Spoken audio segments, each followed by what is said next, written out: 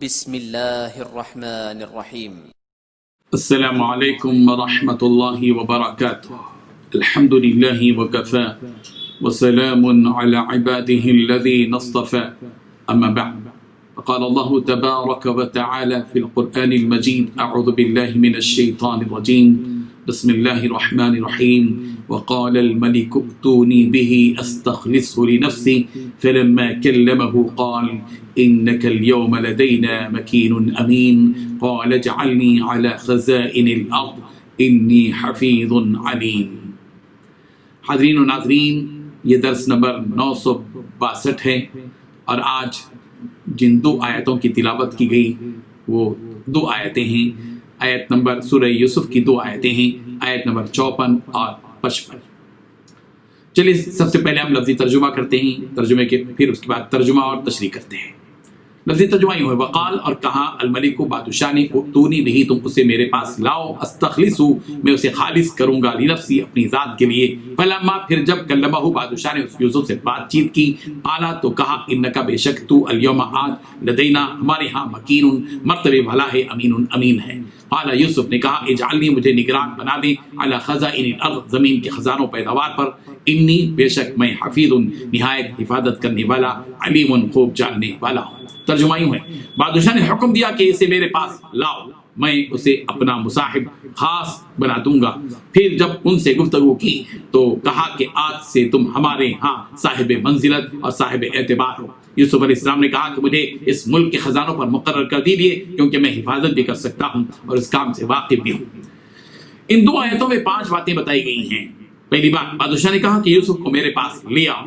دوسری بات، میں یوسف کو خالص اپنا معاون بناؤں گا. تیسری بات، چنانچہ حضرت یوسف علیہ السلام بادشاہ کے پاس آ گئے اور بادشاہ نے ان سے باتیں کی تو اس نے کہا، آپ سے ہمارے پاس آج سے ہمارے پاس تمہارا بڑا مرتبہ ہوگا. چوتھی بات، حضرت یوسف علیہ السلام نے کہا، آپ مجھے ملک کے خزانوں کے انتظام پر مقرر کر دیجیے. پانچویں بات، یقین رکھیے کہ مجھے حفاظت کرنا خوب آتا ہے اور میں اس کام کا پورا علم رکھتا ہوں. بزرگان محترم، جب مصر کے بادشاہ کو حضرت یوسف علیہ السلام کی پاک دامنی اور اس گناہ کے سلسلے میں ان کی بے گناہی کا یقین ہو گیا اور درست تعبیر کا علم ہوا، اور غلے کی حفاظت کے لیے حضرت یوسف علیہ السلام کی جانب سے دی گئی انمول تدبیر سے حضرت یوسف علیہ السلام کے علم و حکمت اور دانائی کا اس کو احساس ہوا تو اس نے کہا کہ ایتونی بہ، کہ یوسف کو میرے پاس لے آؤ. استخلصہ لنفسی، میں یوسف کو اپنا خاص معاون بنا کر رکھوں گا، یعنی میں یوسف کو میرے خاص لوگوں میں شمار کروں گا اور اہل شورا میں ان کو شامل کروں گا. یہ جملہ کہنے والا عزیز مصر نہیں تھا بلکہ مصر کا بادشاہ تھا. راج قول مفسرین نے اسی کو قرار دیا ہے. اب تک تو حضرت یوسف علیہ السلام عزیز مصر کے خاص آدمی تھے، اس لیے کہ جیل خانے میں جانے سے پہلے وہ اسی عزیز مصر کے گھر میں رہا کرتے تھے. اب جو جیل سے حضرت یوسف علیہ السلام کو بلایا گیا تو مصر کے بادشاہ ریان ابن الولید کی جانب سے بلایا گیا. بہرحال بادشاہ نے چاہا کہ حضرت یوسف علیہ السلام کو اپنا معتمد شخص بنائے. پھر جب حضرت یوسف علیہ السلام سے بادشاہ نے گفتگو کی اور ان کے عمدہ اخلاق اور کردار کو دیکھا، ان کے حسن ادب اور ان کے علم و حکمت اور ان کی دانائی کا نظر گیا اور ان کی ہمت اور حوصلے کا بھی اس کو احساس ہوا. اور حضرت یوسف علیہ السلام کے اندر معیشت کو مستحکم کرنے کی صلاحیت بھی اس نے جب دیکھی تو اس نے حضرت یوسف علیہ السلام سے کہا کہ انک الیوم لدینا مکین امین، یوسف آج تم ہمارے پاس باعزت ہو اور معتبر بھی.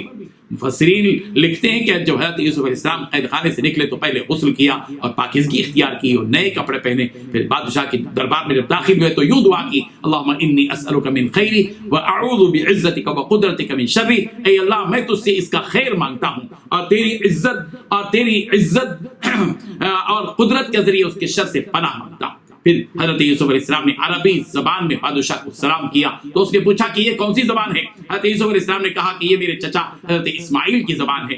پھر حضرت یوسف علیہ السلام نے بادشاہ کو عبرانی زبان میں دعا دی. بادشاہ نے پوچھا کہ یہ کون سی زبان ہے؟ فرمایا کہ یہ میرے باپ دادا کی زبان ہے. جب بادشاہ کی زبان سے حضرت یوسف علیہ السلام نے سنا کہ انک الیوم لدینا مکین امین، کہ یوسف آج تم ہمارے پاس باعزت ہو اور امین ہو، تو حضرت یوسف علیہ السلام نے خود ہی فرمایا کہ اجعلنی علی خزائن الارض، مجھے زمین کے خزانوں پر مقرر کر دو. اور اسی کے ساتھ اپنے بارے میں یہ حقیقت بھی بتا دی کہ انی حفیظ علیم، کہ حضرت یوسف علیہ السلام نے کہا کہ میں خزانوں کی حفاظت کرنے والا بھی ہوں اور خزانے کی حفاظت کے سلسلے میں جس علم کی ضرورت پڑتی ہے وہ علم رکھنے والا بھی ہوں. ظاہر ہے کہ خزانوں کی حفاظت یعنی مالیے کی ذمہ داری اہم بات ہوتی ہے، جس کے لیے ہر پہلو سے ذمہ دار کو بیدار وقت اور چوکنا رہنا ضروری رہتا ہے، اس لیے کہ حکومت کے مال میں چوری کے خدشات بھی ہوتے ہیں اور حکومت کے مال کو بیجا اڑانے والے بھی بہت ہوتے ہیں۔ اسی لیے حضرت یوسف علیہ السلام نے بادشاہ کو اس جملے سے مطمئن کر دیا کہ میرے اندر مالیے کی حفاظت کی صلاحیت بھی ہے، اور اس ذمے میں جن معلومات کی ضرورت ہوتی ہے میں ان معلومات کا حامل بھی ہوں، یعنی مالیے کی حفاظت کا پلان، منصوبہ اور اس سلسلے میں خرچ کرنے کے معاملے میں اعتدال اور توازن اختیار کرنے کی مہارت بھی گویا اللہ میرے پاس موجود ہے۔ چنانچہ بادشاہ نے حضرت یوسف علیہ السلام کو وزیر خزانہ یعنی وزیر مالیہ بنا دیا۔ اللہ تبارک و تعالیٰ ان واقعات سے ہم سب کو سبق حاصل کرنے کی توفیق عطا فرمائے۔ وآخر دعوانا ان الحمد للہ رب العالمین۔